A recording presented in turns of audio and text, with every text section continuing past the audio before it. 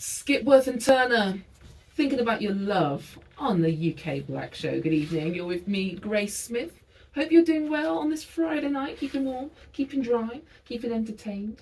Now, I said before we played that track that there's been ongoing research in the importance of places where people can get together, to socialise, to be entertained and just connect with each other. Now, the realisation of how crucial public venues are has certainly been heightened since COVID. So this week, we're going to have a look at what makes a good venue and hear about some examples of good practice. To help us to do that, we have Dennis Allen of Era Bar and Restaurant and Shannon Ricketts from African Caribbean Millennium Centre. And in preparation for the discussion, we went out and we asked you guys, what were your favourite venues and why?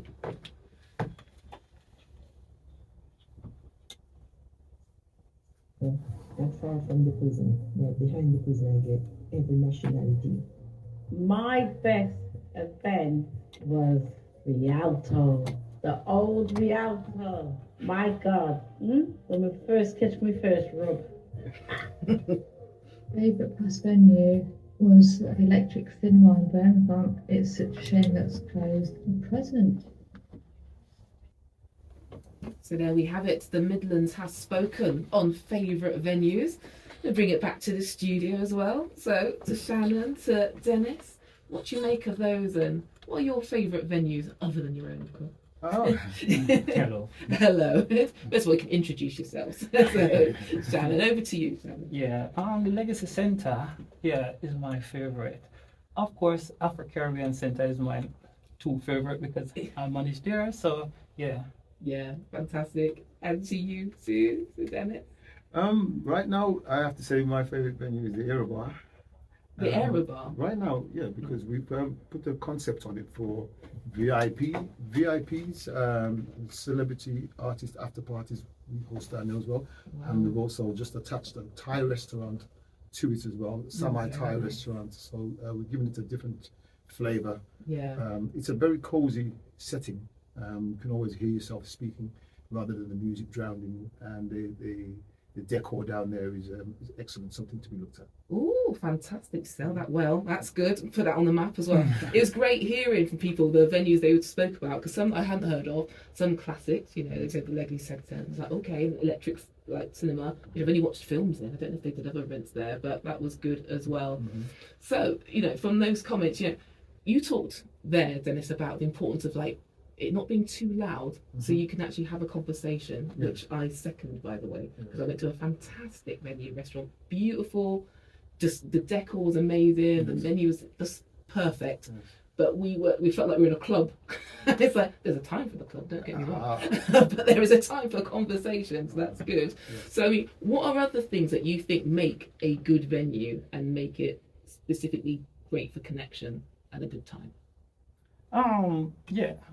For make a good flexible time, because some venue restriction, at the ACMC we're flexible with time, so okay. And we have good rapport with our neighbors, so we know to keep the music down, so what we run all the way at 6 o'clock sometime in the morning. Right. But and freedom to do, like in our courtyard we do barbecue and jerk, where some venue don't allow that, so some venues, so a lot of people book us because we allow jerk and barbecue in our courtyard and so Right, forth. okay. So I think those are some of the things. Gosh, that's quite shocking to me that someone doesn't allow jerk. Look, just because of the smokiness. I have no idea, probably health and safety with fire. Wow. I'm just bringing the fire of the jerk. So I can't be doing that. But that's good, the flexible times, because getting a late license now to 6 a.m, that's quite a feat as well. And I know some people thinking as well, do you do day parties? People want day parties and day raves as well. I don't know what you think about that, Dennis, as well, with timing. The timing is very important. We currently do 4 o'clock opening, and we try to stay within the reasonable times and shut it at 2 o'clock.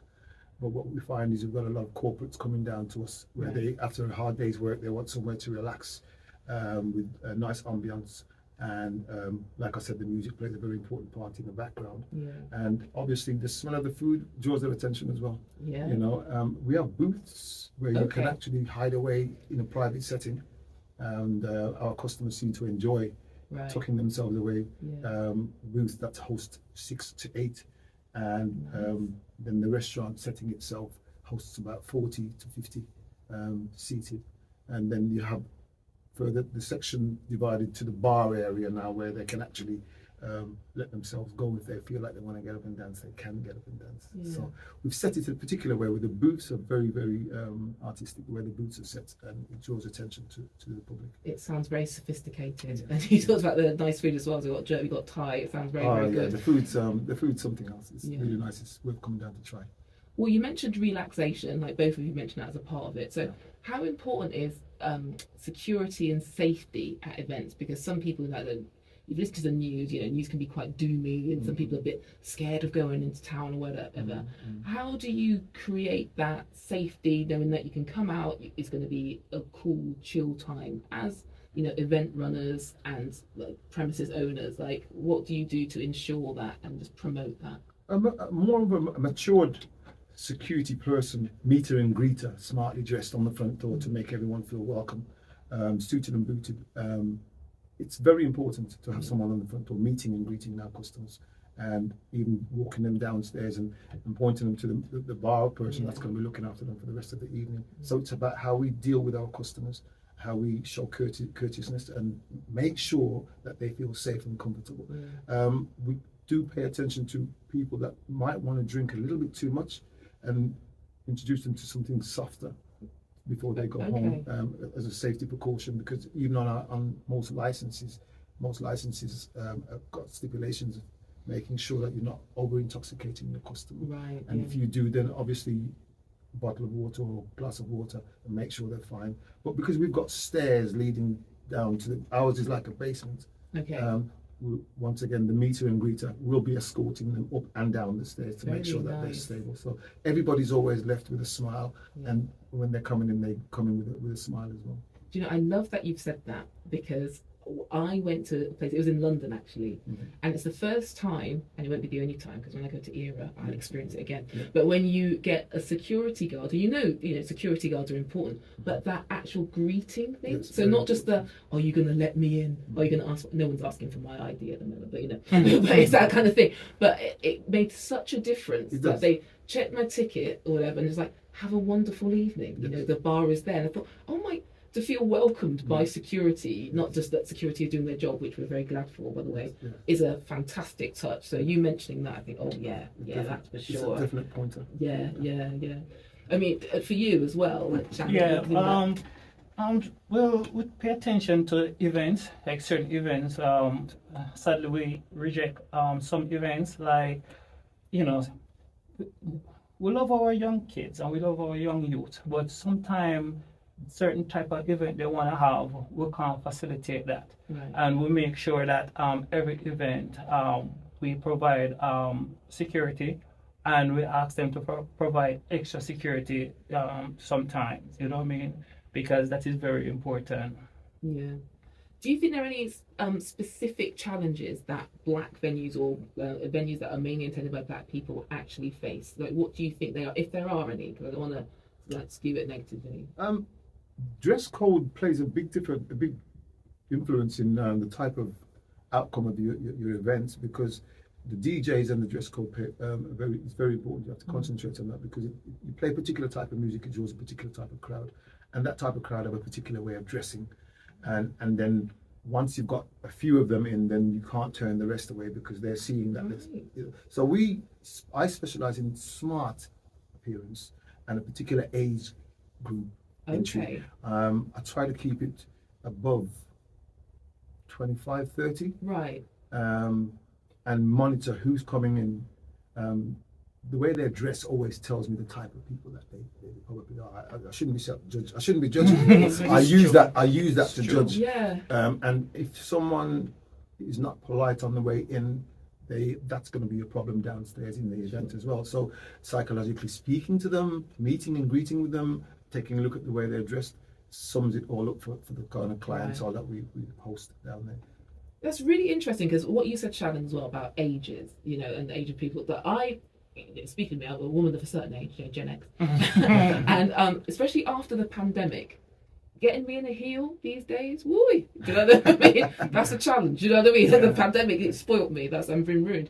And I went out there. I did go out, after hours to a club, and there was a lot of young people there. And I must say they were dressed amazingly, Right. but all of them are in trainers, right? And what was lovely, they were really active in dancing, which is great. So not just standing Yes. backs against the wall, like just looking, stand Right. face. Like they were really involved. And I thought, well, that's just practical that they're trained. A lot of, the girls look good, the guys with their trainers are really expensive and stuff. Is that a problem, or is it just a change in how society is now? Because people don't dress up as much for all sorts of events. Sometimes there's definitely a time and a place. I mean, you're the guys at the forefront of it. What do you say? Well, young people have their style of dressing, and so we have to respect that. We still have to respect our youth. But like at our venue, when guys come in with their hoodie on, we ask them to take it off because again, our CCTV can't see them face properly in case any problem. You know what I mean? So, but we don't particularly tell don't wear that because we're more like a Caribbean community center, Right. and so forth. So we kind of facilitate, but we try to make sure that no cap in face, no hoodie on, and so forth. Yeah. We don't tell young ladies how to dress. You know what I mean? It's very difficult. So but we always before they book, we always tend to try to dress appropriately because other people gonna be there and so forth. No, that makes sense. That's what I say. Just, I know this is the medium of radio for those listening. Obviously, we're dressed to impress. They can us in anywhere. Well, we sound like we've got two different types of events here because I specifically people come down to the bar during the week in trainers and hoodies. Your student type of wear, we allow them in. That's fine. But on the weekend, we expect a bit of an effort. Because you have to differentiate your weekends from your weeks. Because we're not discriminating anyone and saying you can't come down because you're wearing trainers, but leave that for during the week. Yeah, well, hold that thought, Dennis, because we're going to come back to that because I want to hear specifically about the events that you put on as venues as well, the differences, weekends, weekdays. But let's have a bit of music. This is from Jalen Nagonda, and we'll come back after this. Yes. Ooh, sounds good. Love a new song with a good old school vibe. All about me, Jalen Nagonda, on your UK Black Show. Hope you are doing well. Join us in our conversation. We're talking about venues, the importance of good venues in the city, the area where you are, for good vibes, for entertainment, for connecting, for community. And I've got amazing guests in the studio, Dennis Lloyd and Shannon Ricketts as well. We've been having a chat. We're going to continue the chat. But also I've got a call from Serena. Good evening, Serena. Hello, I am well, thank you. How are you? I know no stranger to the show and no stranger to an event. Yes, that's true. I believe you've got a question as well, Serena, and then before telling us about some events of your own. Yeah, I wanted to know how they contrast, being a venue from Birmingham, how do they contrast between London as well? What's going on in London? Okay. I don't know, one of you want to take that, Shannon, Dennis? Any particular thoughts? Birmingham v London, Midlands v the South? Well, we in Area Bar we've actually had visits from promoters from London, Manchester as well. When they're in Birmingham, just staying for the weekend, they're always looking for somewhere nice to go and relax. And we've had a few visits from a few people in London and Leicester as well. And what they've been telling us is that it's the way the bar looks that reminds them of London. Yeah. The ambience, the way it's set. The music, they've always said that their music is better than Birmingham type of music, but they're always complimenting the bar for the way it's set. Yeah. That's the only comparison I've had from anybody in London. But I'm always going to big up the bar that I'm managing. Absolutely. Yeah. And I think we should big up our Birmingham and Midlands venues as well, because I've got friends in London and they come up and they'll find somewhere and it's like, this is great. Yes. I don't know anywhere like this in London. Yes. And it makes this, but London's so big and you can't do it. And most places are accessible. Here in Birmingham, you can get somewhere. Do you have to go on like a jaunt for like an hour to go somewhere to get? I think we should big ourselves up because we've got it. And I think the fact that we've got booths as well. they're saying that's what sells in London. So they've compared what we've got and saying that we're on points because the booths actually sell. Some people, you got a party of 8 that want to be left in privacy. They can then order their drinks online and get a package deal, and they've got the booths to themselves. Sounding very good. So, Serena, I don't know what your thoughts are about London v Birmingham v the Midlands. I don't know if you have any thoughts about that or an event's coming for you. The Intimate Lounge in Birmingham, Victoria Street, Jewellery Quarter, is we have taken on a model that I was exposed to in Bangalore, actually. So we take a more international inspiration. Okay. And whilst there, they had these day hubs for entrepreneurs and creatives where you buy a nutritional meal instead of paying for your time. Right. So for those who wanted to use the spaces as a creative space in the daytime, you paid for your meal, so that they were ensuring that we had a nutritional meal throughout the day rather than spending our money on time. So that's the model that we've taken within the club. We open in the daytime as a workspace for creatives and entrepreneurs, and they pay for their meal instead of their time. So that's what we do. Wow. Remind us of the name of that place there, Serena. It's called Intimate Lounge in Jewellery Quarter on Victoria Street. Oh, I like the sound of that. Oh, thank you for introducing us to that concept. Yeah, so if you Google it, you'll be able to find us. Yeah. Intimate so that's Lounge. the type of stuff that we're doing. Fantastic. Oh, thank you for your call and, bringing the international Bangalore, India. Look at that.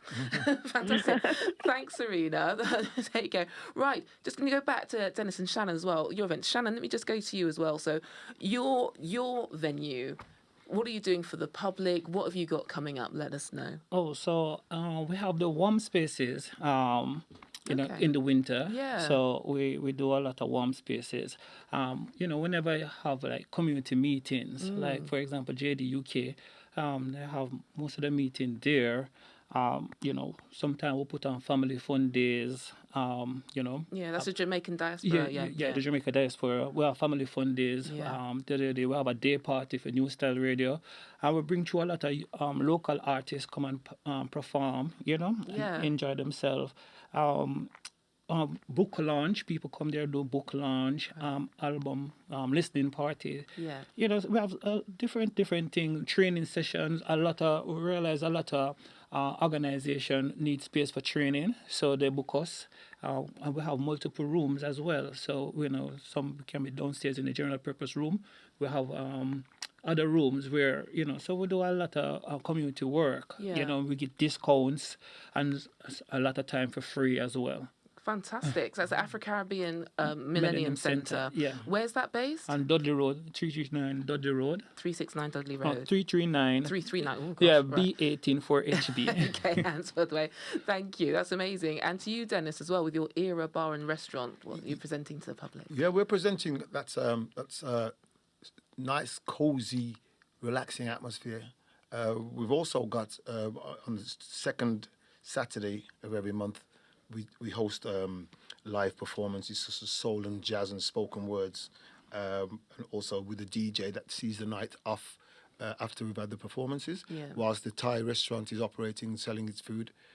So far, we've had good response from the crowd where they've actually enjoyed listening to the live acts whilst they're eating, because we have sofa settings where they can relax and sit back in the sofa, or they can go into the restaurant area and eat. But so far, the Thai food is making waves down there. Yeah. Our people, Caribbean people, are coming down there and enjoying the food. And every week every 2 second Saturdays of the month when we put this event on, the numbers are growing. Which tells us that it's working. Yeah, that sounds great. So we're actually situated down at Mary Ann Street, nearby, just across the road from the Jam House. Right, Yeah, okay. So Mary Ann Street, which is right. B31RL, 1RL. Fantastic. Well, thank you. It was such a variety, and thank you for the discussion as well. Just Thank you for having highlighting some issues that we might not have been aware of, and make sure we dress smart, look right, come down, get some warm space. Amen. Yes, and then listen out for the events that we're putting on, because we're actually hosting a few soul events there, Yeah. in conjunction with the Thai restaurants as well. Fantastic. So just to repeat the events, that's the Era Bar and Restaurant, owned by Dennis Allen, who's coming here. That's based in the Joy Quarter, and the African Caribbean Millennium Centre on the Dudley Road. Yes. Again, for community events and jerk food. Let's not forget that. Yeah, we have African food. We have Yeah. African Ooh, nice. balati, and then we Okay. have reggae jam jam. We produce Caribbean food, packaged Caribbean food, so ready to eat meal. Yeah. So what we do, we package meal, we freeze it, and we deliver it to senior citizen, independent people who live Brilliant. right. So, and they can get real authentic Caribbean food, store in their fridge, 7 days a week, 5 days a week. You know. Fantastic. Yeah. That's a great way to finish. My mouth's watering now as well. Okay. That's Shannon Ricketts and Dennis Allen. Thank you so much. Thank you. Thank you.